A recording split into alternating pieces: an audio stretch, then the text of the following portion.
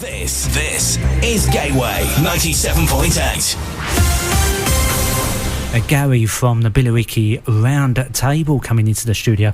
Got loads of events happening, and we've been talking off mic about the Easter egg hunt as well, as it's Easter weekend as well, so that all fits in nicely. Well, in the studio with me, I've got Gary's getting himself all prepared, all settled down, and everything else. And Gary, you from the Billericay Round Table. How long you been involved with Billericay Round Table? For about 8 years now. I just got involved, introduced from a friend a chap I used to work with up in London, and he lived locally. Yeah. Conversation strung along, and he said, "Come down to us. We'll give you something to do." and you never looked back. Exactly. Never looked back since. I never got away again. Put it that way. Great. And Billericay Round Table have been running for years, didn't they? As far as I know, and I'm like 47. So it's been. You don't look it. We've So a few months ago we celebrated our 60th anniversary. 60th anniversary. Yeah. Wow, so it goes. Wow. It's been going on for a while. And, it's a young man's club, 18 to 45. There is a ladies' club as well in the areas.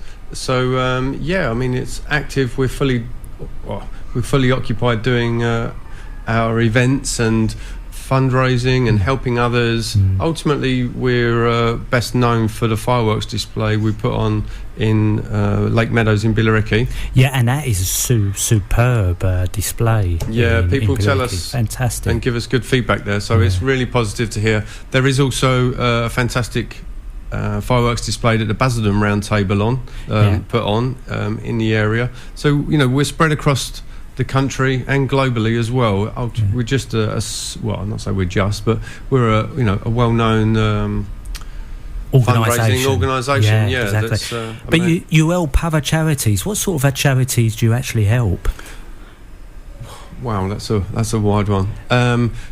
So we support any individuals, any families, any charities in the area that we cover.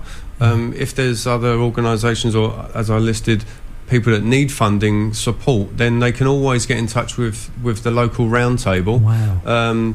The main round table headquarters is based out of Norwich, but as with the internet nowadays, you can get in touch from wherever you are, and that's the roundtable.co.uk.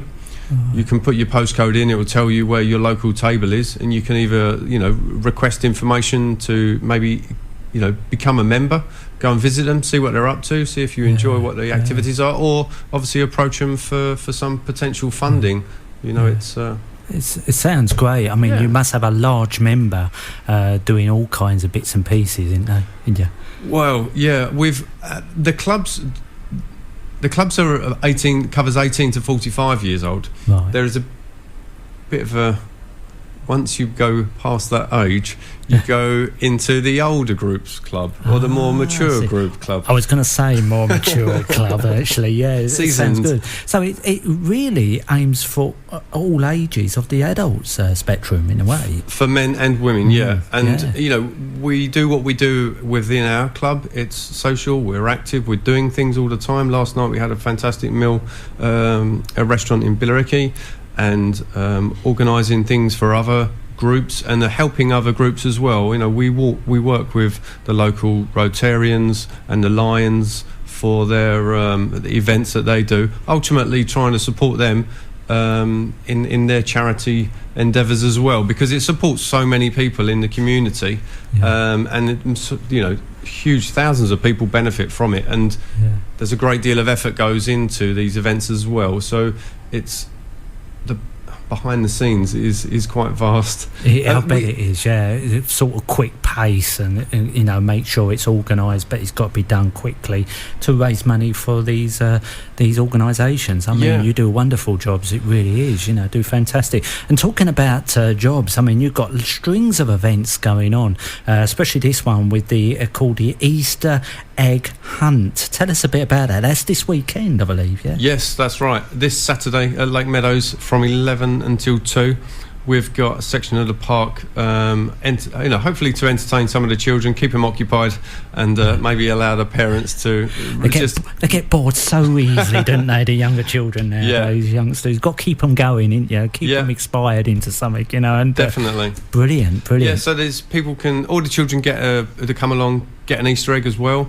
It's £4 in advance if they buy tickets online. You can get them from billericayroundtable.co.uk/Easter. Try to keep that easy for everybody. Oh. Or you can buy the tickets on the day if you come down there after the well-known park run that's on in the park early in the morning. So you could always do both, really. Get a bit of exercise and then, sounds good. Feast on an Easter egg after. The children's Easter egg, no adults.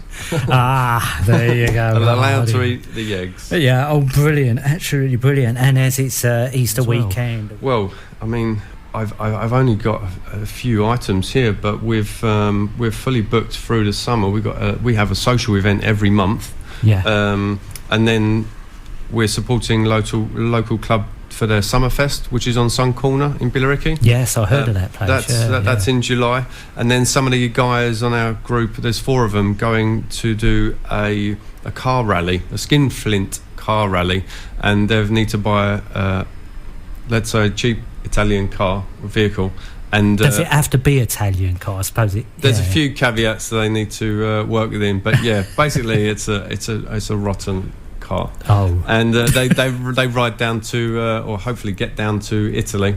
Yeah, and that's a 3-day event. That's in September, and then we've got our fireworks event in November, which again is huge, filling the park full of 15,000 people.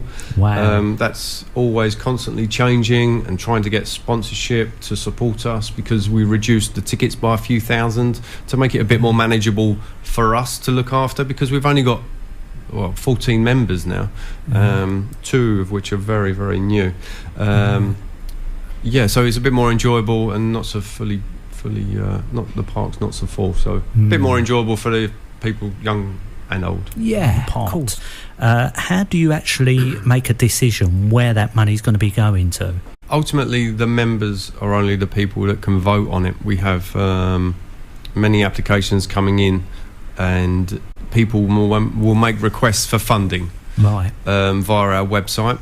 Many months sometimes on the larger projects for us to go through, do our due diligence on, and establish fors and against, and then we'll bring it to all of our members. There's 14 of us now. We've just had 2 recently join, which was good news. And then we will ultimately deliver that to all the members, and they will ask questions and shout questions sometimes, and disagree and agree, and just have make it an event for us to allow us, and then yes or no, or make adjustments. Say if an organisation does desperately need money for their organisation, or individuals as well. It's quite important. Oh, you do individuals as well? Yeah, certainly. Yeah, we've done. Some people don't come to us traditionally, or also because the English don't ask for money because they've got plenty in there. Anyway, so we know. Yeah, so individuals as well. One that sticks out in my mind is we provided. There's a young lad in the local area. It was established that a particular trained dog would really, really benefit this young lad, and to see the difference, to hear the information from the family who could see the difference in the young boy that benefited so much from this, similar to a guide dog.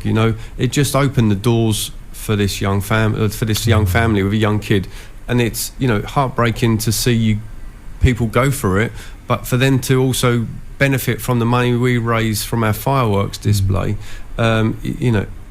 it's insignificant in some instances. So that was a young lad that benefited, and there's other young people as well. And so the organisations as well, we provide funding to, and they come up sometimes with the larger funding requests. We've helped out many charities, large and small. One, we provided a van to St Luke's Hospice some years ago, and all we look for in return is just for our logo, which is an international logo, just to be put on to say that we've supported them. That's it. There's no caveats or nothing like that. Sometimes people approach us for all different things. Going back to that young boy as well, I mean, to achieve something in that similar sort of situation, it must make you feel great, being part and being part of the organisation who's helped others, and to achieve it must make you feel really positive and good. And stroll on to do more. You know, we do. Obviously, social media now has allowed us to reach so many other people and share what's going on. I've no idea what happened before social media, but that's no, for another it's a long day. time ago, isn't it? Yeah. But yeah, it's really heart-wrenching sometimes to hear some of the stuff that goes on, and there is things we hear that others you wouldn't normally hear about. Yeah. It's very, very satisfying to be able to provide answers for some people. You know, there's a lot of funding and charity groups that got shut down that were being regionally and nationally funded, which is a shame, isn't it, when it goes like that? It is. But ultimately, we can see and we know there's a great deal of money out there sitting in bank accounts where people are willing to provide some support for certain things, and hopefully we can do that as well. We've seen that recently with this £1 billion that's been raised within a matter of days. I know. So I mean, it's there. We've got avenues to try and get hold of it. And another fantastic event that we've done over the last couple of years was provide a day out for a local children's organisation. Snap was one, the other name escapes me, but we took them out to Chessington World of Adventures to the young disadvantaged children. There was 2 or 3 buses go down there with us supporting, and they're supporting adults and guardians as well, and to see the parents be able to relax for a little time, you know, just because of the benefits for a few hours activity could bring them, you know. It's a change of story, change of scenery. It helps, doesn't it? It helps, and doesn't it? That's what the feedback is. I may not have the correct word structure, but we know it helps. Exactly. And that's what it's good. About. Yeah. Gary in the studio from the Billericay Round Table, and welcome, Gary. Hello. He's busy writing away there, working, beavering away there. We're talking off air earlier on about you always looking for new members. Tell us. You also talked about not just having members at your Billericay branch, but also helping other called round tables or something. Yeah. Tell us a bit about that. So ultimately, it's a club for 18 to 45. There's other clubs for other people, but because there's that age threshold, we need, to regenerate the table all the time, keep people engaged and things like that. So it's always full of energy from the younger members, and just trying to push that out there. So I mean, for instance, there's a fantastic club. Well, let's say there's clubs all across Essex, all across the country, but in our area, which is the Essex area, there's I don't know, I think there's about 14 different clubs. Basildon has a really good club as well. We've got some really good members, strong members that have been in the table for ages, but we also try to encourage and support them in their endeavours to try and get new members in. So we're always working with others around, and we got group activities going on. So it's like a family supporting one another, isn't it? It's wholly like a family. I mean, the Chelmsford Whittam guys, we're always out and catch up with each other now and again. And there's a farmers market in a couple of, I don't remember the date, couple of months. We're going over there to support Round Table and help some of the young farmers out, because again, that's another avenue that we've supported in the past, because they've got their own difficulties, stress related stuff as well, very much so, and again, it's really quite important. But there's so much stuff going on. Brilliant stuff. You talking about members, how would they get in contact with you, or go onto the website, or is there a number they can get in contact with you about how to join? So most tables have their own website. There's so many different groups, names, chats, channels, and all this. Wow, Facebook, all this. So ultimately, the avenue is to go to roundtable.co.uk. Right. Put in your postcode, press the button, and then you'll be told or led to the most closest location to you, but also give you a couple of other locations as well, as secondary, tertiary related options you could do, because you might live here but work in this area as well, so that you can have a balance. But you can join multiple tables as well. We just pay a small subscription to be a member, and it manages itself. Brilliant, actually, fantastic.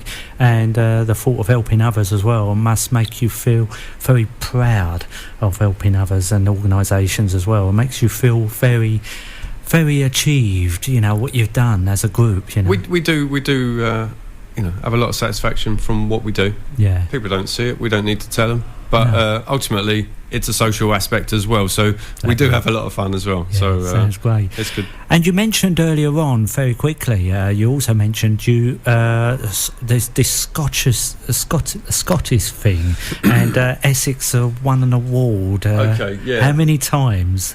Okay, so Round Tell Table, us a bit about it. Round Table's 90 odd years old now. Wow. And we have what's called National Sporting Weekend. Yeah.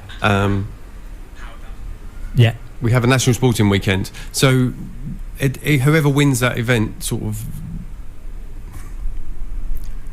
there's a National Sporting Weekend. The next one is in September in Aberdeen.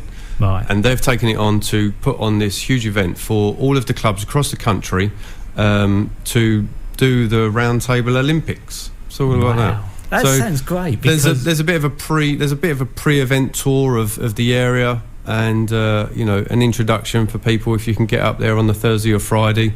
Golf on a Friday for some who want to play it, and then the real business starts on Saturday. And there's all sports across all areas. It's often, or recently we've been doing it in universities and things like that. So they've got very good accommodation, and it facilitates everybody's needs. Oh, it sounds like a real good family event going, within the Round Table.